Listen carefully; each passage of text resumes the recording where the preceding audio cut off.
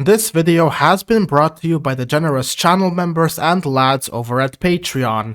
Thank you all for supporting me and my content.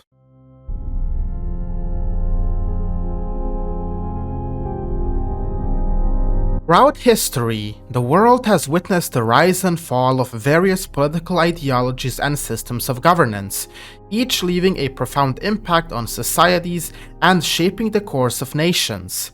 Among the countless ideologies that have emerged, one, among others, garnered significant attention in the early 20th century: fascism. And on the other side, we have monarchism, a system of governance that has been in practice for generations. On the surface, fascism and monarchism may appear to have commonalities and historical alliances. Being a monarchist myself and currently studying and examining third positionist ideologies like fascism, I started to wonder whether these two systems truly work together. Now, I do admit, there have indeed been instances where fascism and monarchism found themselves seemingly aligned. During the turbulent early 20th century, the interplay between these systems fostered temporary alliances in countries such as Mussolini's Italy and Codreanu's Iron Guard in Romania. Fascist leaders, with their strong authoritarian leanings, often found solace in the traditional hierarchical structure offered by monarchism. But upon closer examination, especially if you look at these two systems from their ideological groundworks, their compatibility would soon begin to slowly unravel. Fascism, with its emphasis on the supremacy of the nation and the absolute power of the state, clashes with the traditional values and limited powers traditionally associated with monarchy. While it may have appeared as a harmonious coexistence at times, the inherent contradictions between fascism and monarchism became evident when put to the test. Moreover, as the world transitioned into the aftermath of World War II and the rise of democratic principles, fascism faced global condemnation for the atrocities committed under its rule. Monarchies, on the other hand, embraced the values of constitutional democracy, unfortunately adapting to relinquish much of their power and adopting a more symbolic role in governance. So today, this begs the question: are monarchism and fascism truly compatible from an ideological standpoint? By examining the ideological groundworks of fascism and monarchism, I have come to the conclusion that these two systems, despite having coexisted at some points in history, are largely opposed to one another, and in this video I will be showing why. If we take a closer look at the fascist countries and movements of the early 20th century, we'll discover a common thread among all these states and movements. They all placed great emphasis on building a strong image around their leader, like a cult of personality. Now, you might wonder, what makes a cult of personality such a significant element within the fascist ideology? There are three main reasons why a cult of personality is so fundamental to fascism. Number one, it can be used to mobilize the masses. A cult of personality and a strong popular ruler are essential tools for mobilizing the masses under a fascist regime. By promoting a charismatic leader as the embodiment of the nation, fascists create an emotional attachment and a sense of unity among the people. The cult of personality fosters a cult-like devotion and inspires loyalty, encouraging citizens to rally around their leader's vision for the nation. Number two, to consolidate power. Fascism seeks to concentrate power within a single ruling entity. A strong popular ruler acts as a unifying force that can bypass democratic processes and effectively implement policies. The cult of personality elevates the leader to an almost divine status, granting them the authority to make decisions without substantial opposition. This consolidation of power is seen as crucial to achieving the rapid transformation and national rejuvenation envisioned by fascist ideologies. And number three, it can be used to manipulate public opinion. A cult of personality can be utilized as a tool for manipulating public opinion and controlling information. By dominating the media and disseminating propaganda that glorifies the leader, fascist regimes can shape the narrative to their advantage. The strong popular ruler becomes a symbol of national pride and achievement, diverting attention from any shortcomings or failures of the regime. This manipulation of public opinion ensures the continued support and legitimacy of the ruler's actions within the fascist ideology. So, now let's examine what the exact role of a monarch is, and there are two main reasons why it is important for a monarch to be a strong public figure. Number one, they are the head of state, whether symbolic or non-symbolic. In a monarchy, whether absolute or constitutional, the monarch serves as the head of state, representing the nation's history, traditions, and values. As a powerful and strong public figure, the monarch can inspire national unity, foster a sense of identity, and provide stability to the country. Their presence and influence can help instill confidence and pride among the citizens, especially during times of crisis or significant national events. A strong monarch who commands respect and admiration can effectively promote national cohesion and contribute to the overall well-being of the monarchy.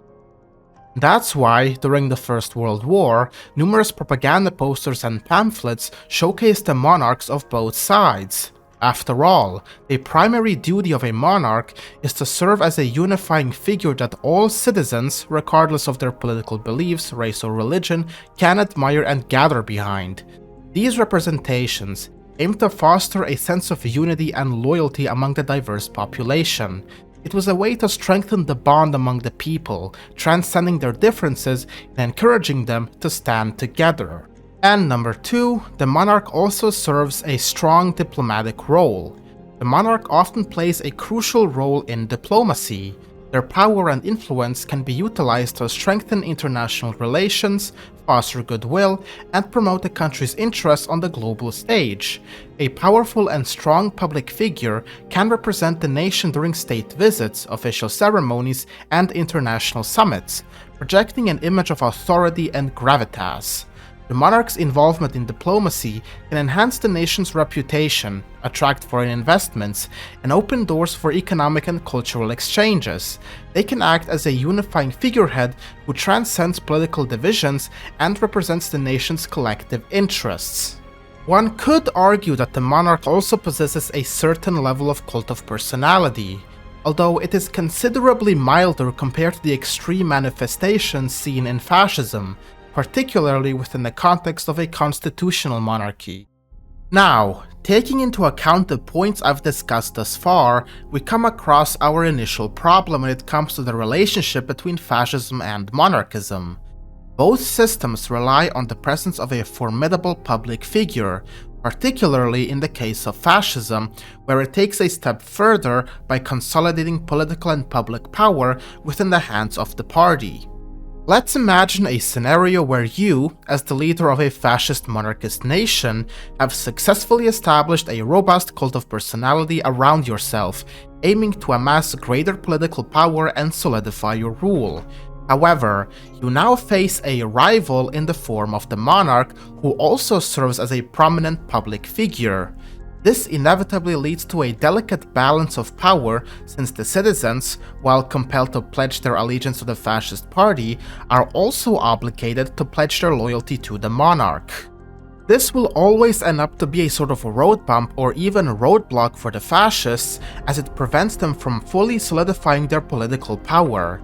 And in the event of a disagreement or even crisis between the leader and the monarch, whose side should a citizen take? They pledge their allegiance to both of these figures, and siding with one will end up breaking their oath to the other. A prime example of this dynamic can be observed in Italy, the birthplace of fascism, during the tumultuous relationship between Benito Mussolini and King Victor Emmanuel III. While Mussolini himself was not a monarchist and harbored a complex association with the crown, he aimed to dismantle the monarchy indirectly rather than outright.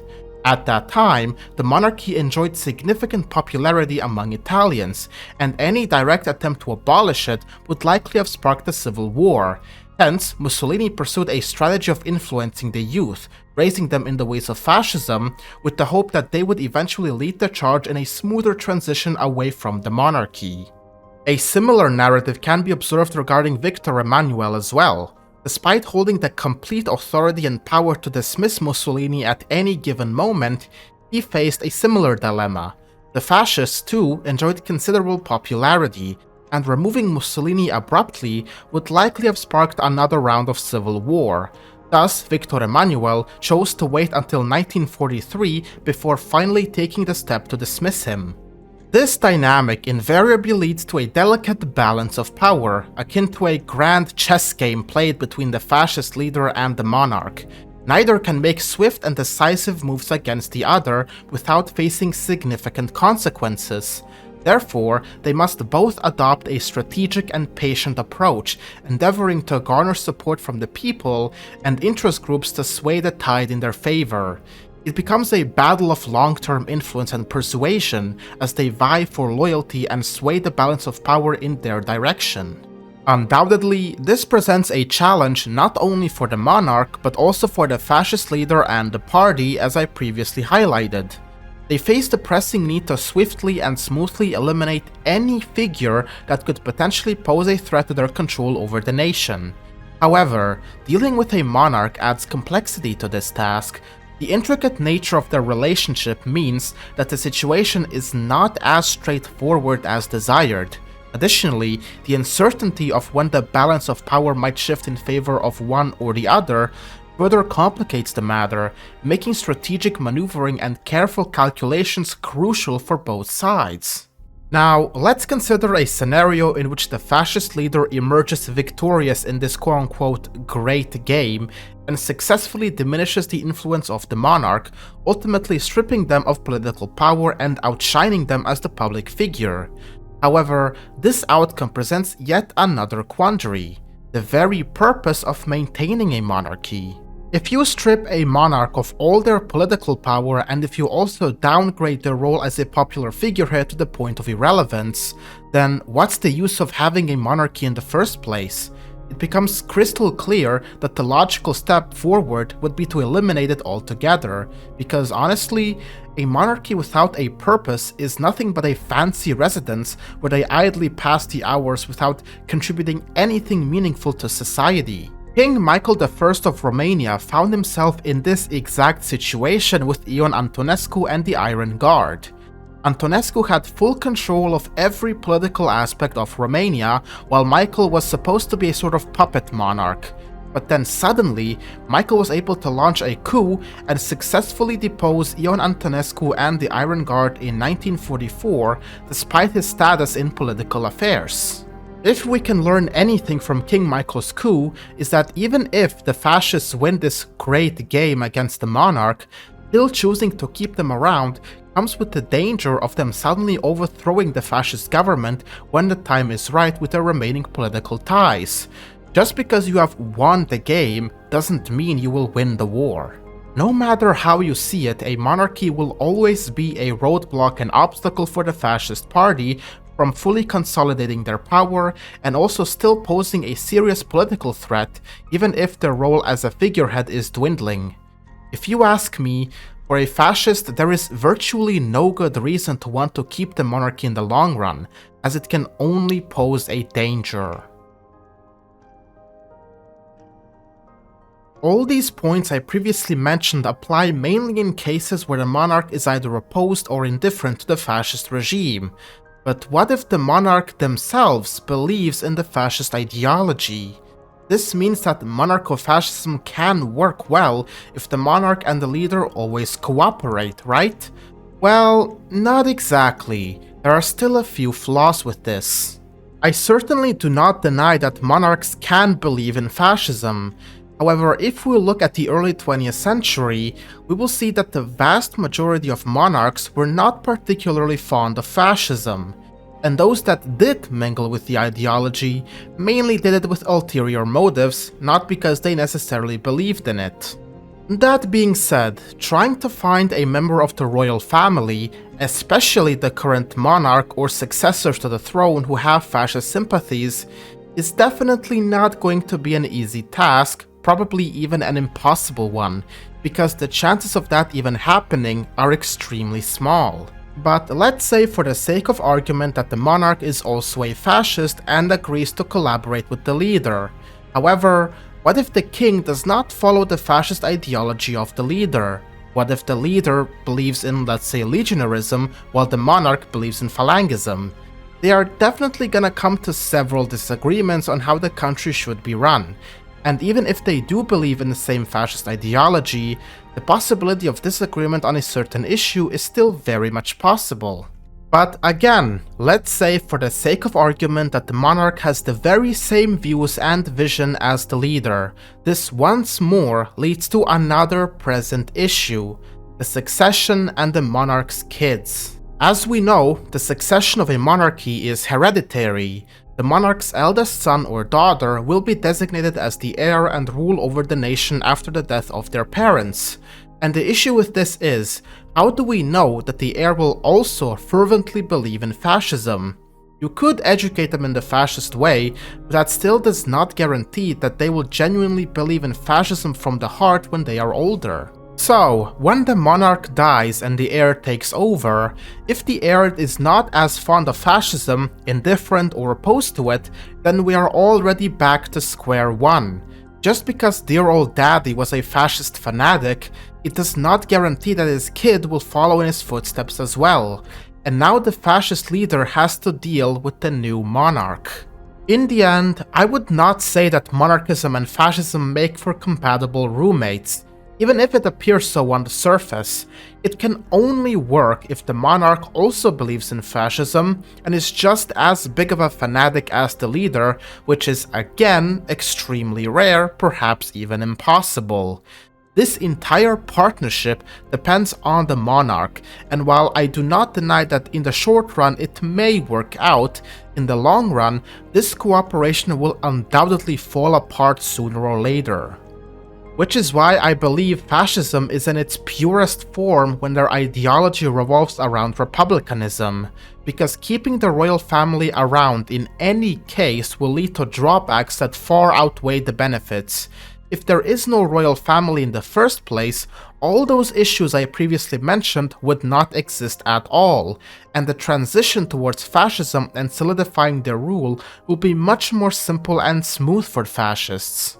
The simple truth is, no matter how one tries to get around these issues, monarchism and fascism just aren't fully compatible systems that can coexist in peace and harmony for 1,000 years, because in the end, there will only be two aftermaths. Either the fascists completely take over and oust the royals, or the royals manage to take back their country from the fascists. There cannot be a middle option in the long run.